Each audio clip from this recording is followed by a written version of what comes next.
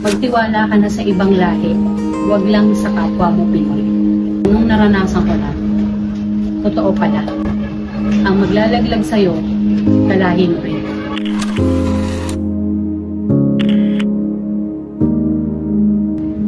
Pangarap ng lahat ang isang marangyang pamumuhay. Isang buhay na kung saan walang hirap at madaling matugunan ang mga pangangailangan. Isang kahig, isang tuka. Yan ang kalagayan ng mga Pilipinong nagsusunog ng kilay sa ibang bansa. Karamihan sa mga OFW ay talaga namang umuunlad sa kabuhayan. Ngunit mayroon ding binabangunitang realidad upang kitain ang salaping kinakailangan. Sa dokumentaryong ito, aming ibubunyag ang bangis ng kapalaran dahil para sa buhay ng kanyang pamilya, handa siyang makipagsapalaran.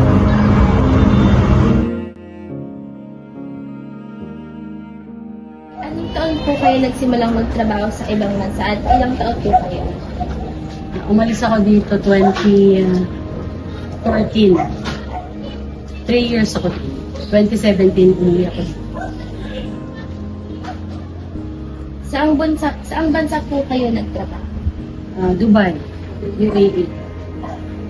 Ano po yung trabaho niyo sa Dubai? Domestic helper. Ano po yung naging motivation niyo sa pagpili ng trabaho iyon sa ibang bansa? Naging motivation ko. Siguro number 1 yung edukasyon. Kasi hindi naman ako nakagraduate ng college. So, yun lang yung napakabilis para mga ibang bansa. Tapos, wala pa siyang placement fee. So, okay. Nagkaroon po ba kayo ng trabaho dito sa Pilipinas bago po kayo ng ibang bansa? Marami. Ano po yung nag-receptionist ako sa isang bar ni Marvin Agustin sa Ortigas. Tapos, naging supervisor ako sa factory ng mga bags. Tapos, naging sales lady ako sa SM.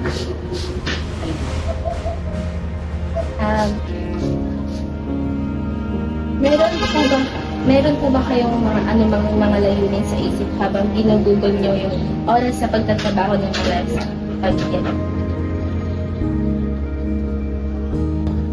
Yung purpose ng para sa pamilya ko igugugol. Siyempre, ang layunin ko dyan, makatulong sa pag-aaral nila, sa pangangailangan namin araw-araw.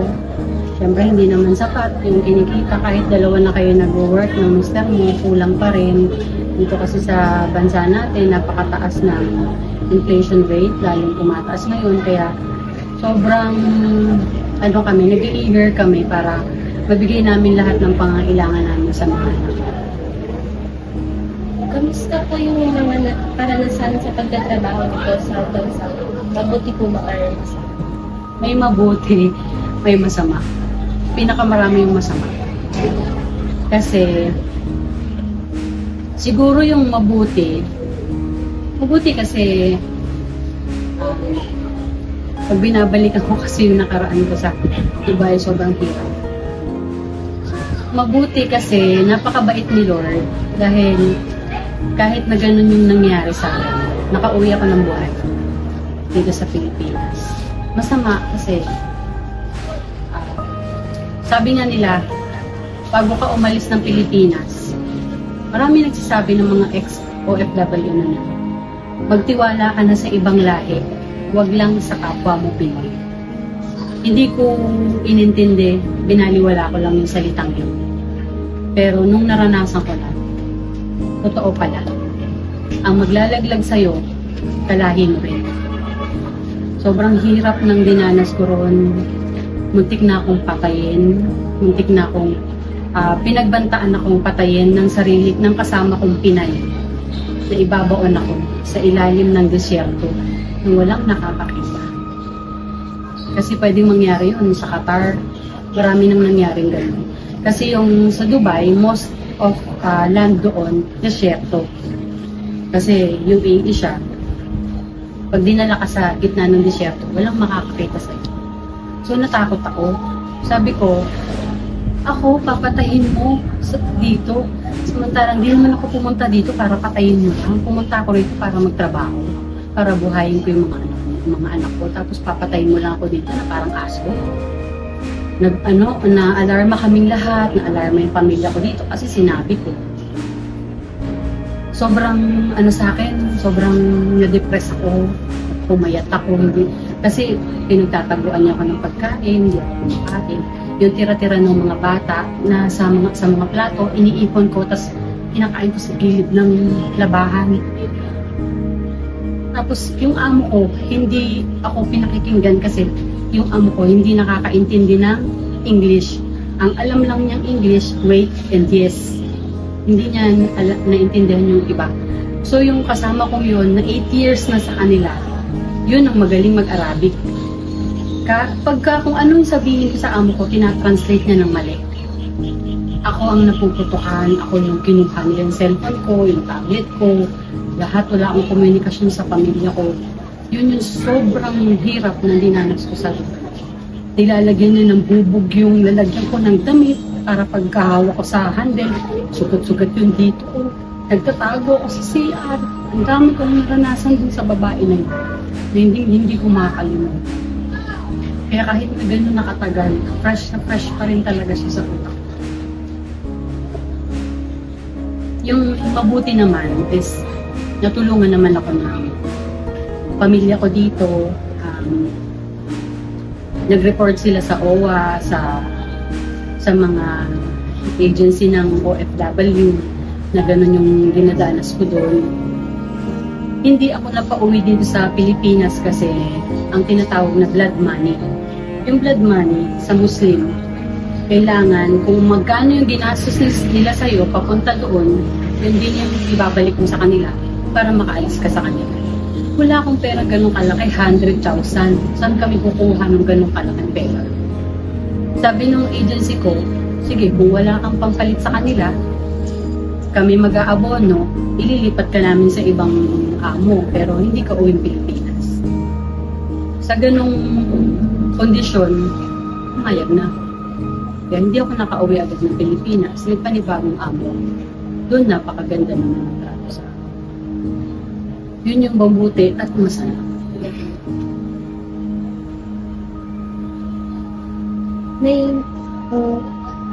Parang naman po, yun na po nga po nasabi niya po na yung mga naranasan niyo po sa ibang bansa, pati yung pagtrato rin po ng amo niyo sa inyo. Paano po yung naka-apekto yung decision niyo po tungkol sa pagtatrabaho sa ibang bansa sa iyong personal na buhay at relasyon? Naka-apekto siya kasi nalayo ako sa mga anak ko. Kahit na yung layunin natin ay iisa, na maging maganda yung buhay nila, ano pa rin sila eh. Ang puso nila anak pa rin. Hindi wala sa puso nila yung, uy, okay lang wala si mama, total, may bago naman akong shoes, may bago naman akong gadget. Hindi yun ang nasa isip nila eh. Ang nasa puso talaga nila, mas importante yung mama sa tabi nila.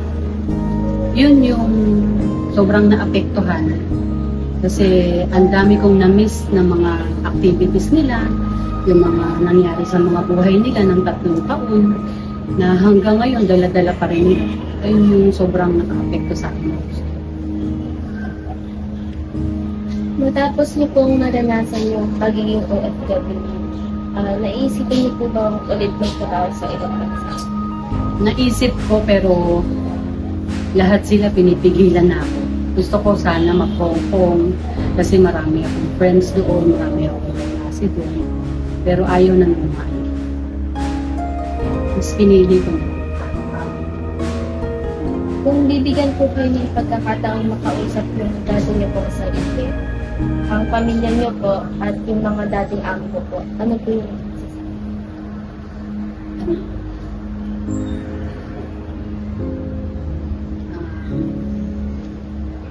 Sana sana naging mabusisi ako sa lahat ng bagay para sa message ko para sa sarili ko. Sana mas naging mabusisi ako. Mas hindi ako nagtiwala basta-basta. Sa dati ko namang amo, sana nakaintindi rin sila ng English. Sana naintindihan din nila na hindi lang porke marunong mag-Arabic, yun lang yung mabuti sa kanila.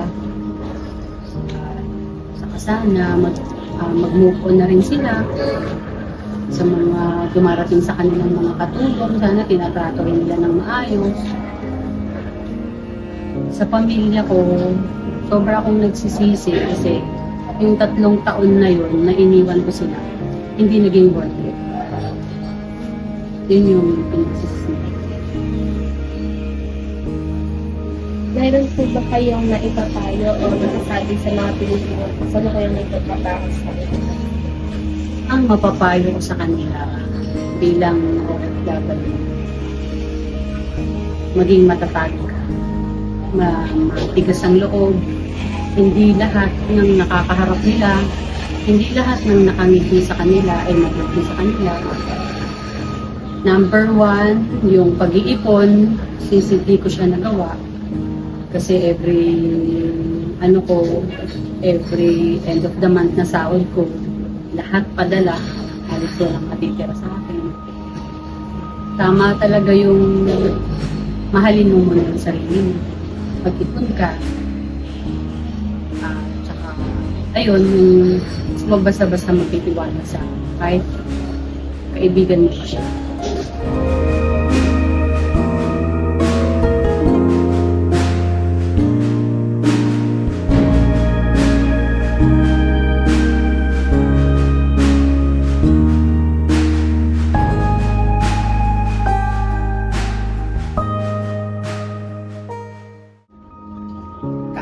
Ano niyo po si Mrs. Antoinette Rogal? She's my mother. Ilang taon ka po nung nag-ibang bansa yung mama? I was 13. Anong naramdaman niyo po nung nag-ibang bansa yung mama? At first, ayoko kasi I was only 13. Pero ang nangibabo kasi sa akin before she left, ang sabi niya gusto niyang matupad yung personal niyang pangarap na makapunta sa ibang bansa. So, para sa akin, fulfilling din for me na matupad din ni Mama yung pangarap niya. Nagkaroon po ba kayo ng mga update sa kanya or sa isa't isa niyo po noon? And kung oo, gaano po kadalas? At first, yung first weeks ng pag-alis ni Mama, wala kasi siyang maayos na gadget for video call. Ang uso pa nun is Skype. So, wala siyang tablet or laptop na pwede niyang magamit. So, nung first week, sobrang kinakabahan ako kasi baka nakarating ba si Mama ng buhay or what. So, parang it took us 1.5 months bago nagkaroon ng regular na pag-uusap. Anong klaseng update ang natanggap mo mula sa OFW? Negatibo ba o positive?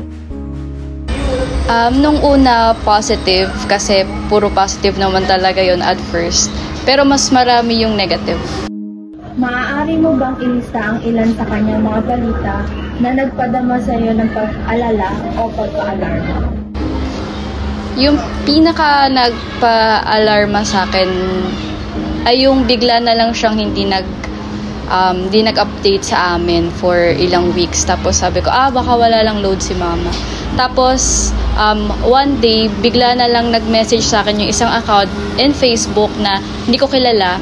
Tapos, sabi niya siya daw si Mama. Tapos, pinicturean niya yung calling card ng agency. Tapos sabi niya, anak, iuwi niyo na ako. Kasi kung hindi, papatayin nila ako.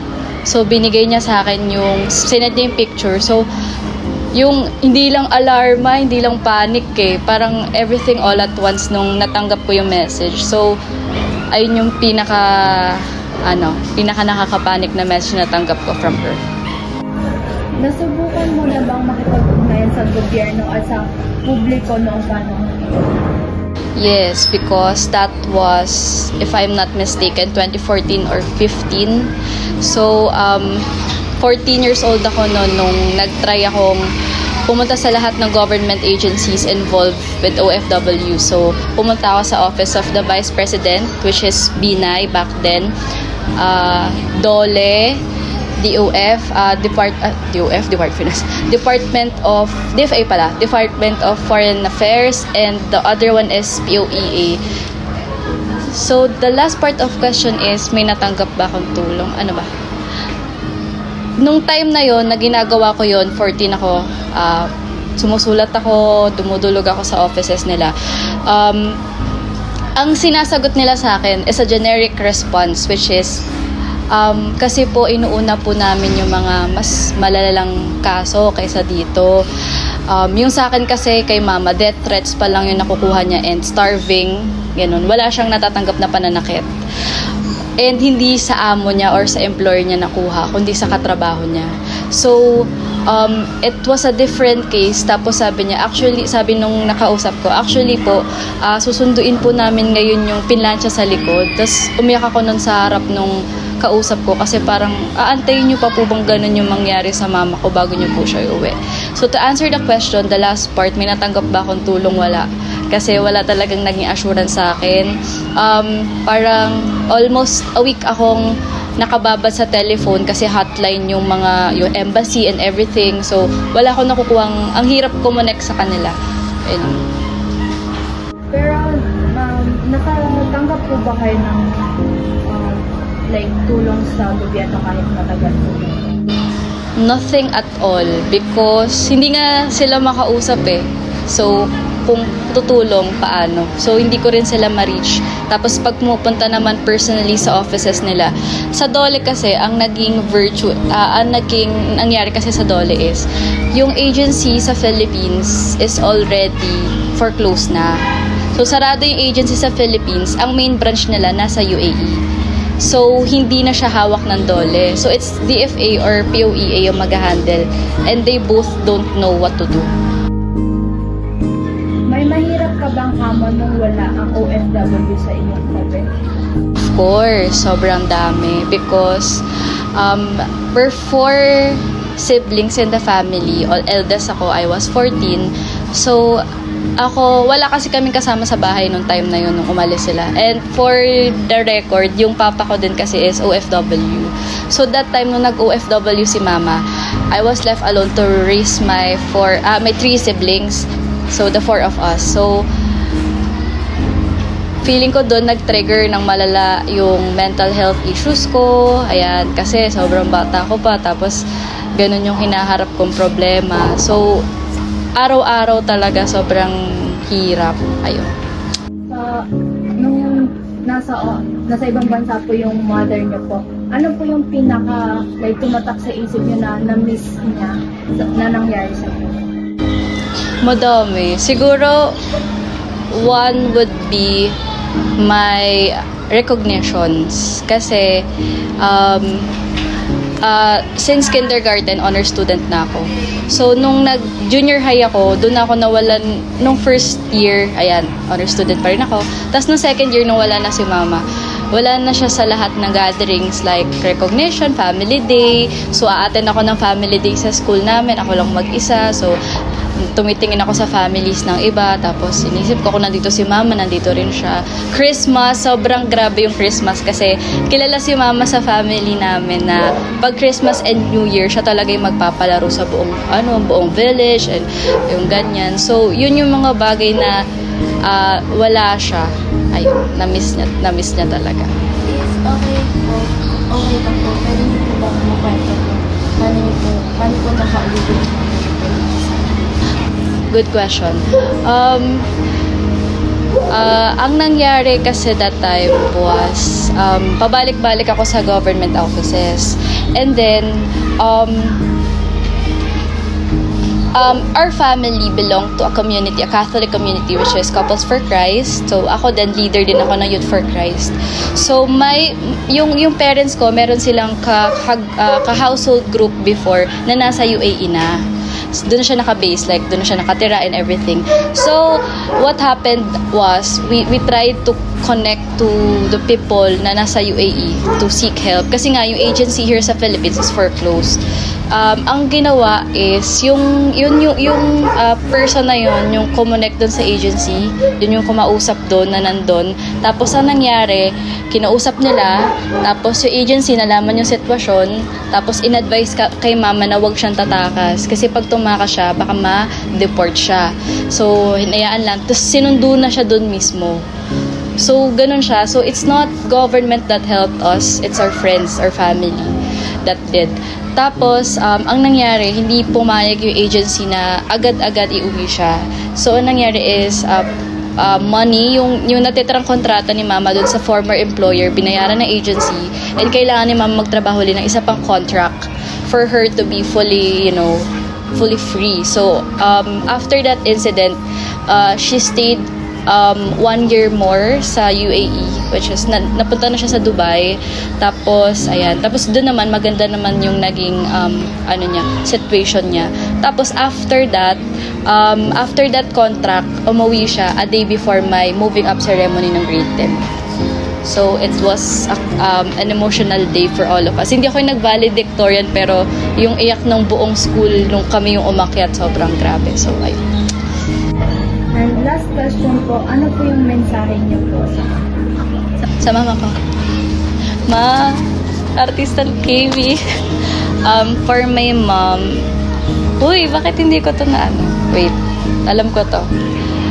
Siguro kay mama, OFW related.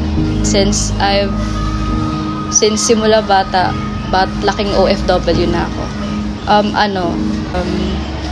Ang laging tumatakbo sa isip ko nung dati, nung nangyayari yung mga masasamang kaganapan sa amin was, sabi ko sa'yo, huwag ka nang umalis eh.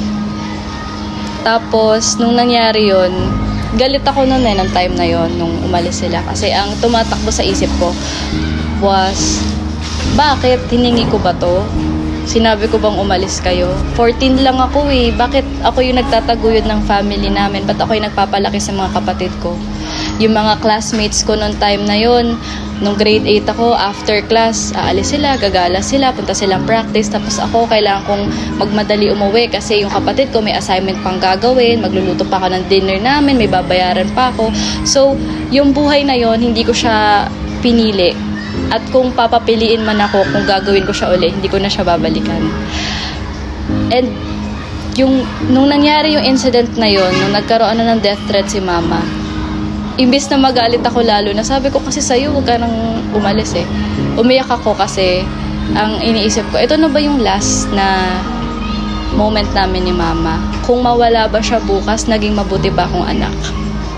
So my message to my mom is, I hope I'm making you proud each and every day because lahat ng ginagawa ko is to make you happy.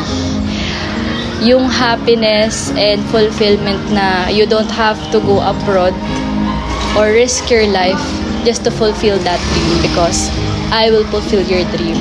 And I've seen all of your struggles, I've seen your sacrifices, and I want you to know that no amount of money or pasalubong can make my heart happy as I see you smile. So okay na sa akin yung masaya ka, basta magkakasama tayong lahat.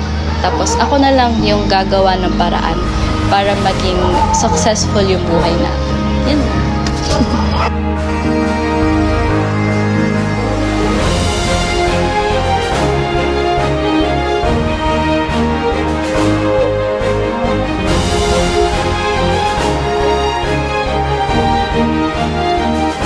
Ngayong nasaksihan natin ang istorya ni Aling Tonet, hindi natin maikakaila na maraming OFW ang nakararanas ng kahirapan.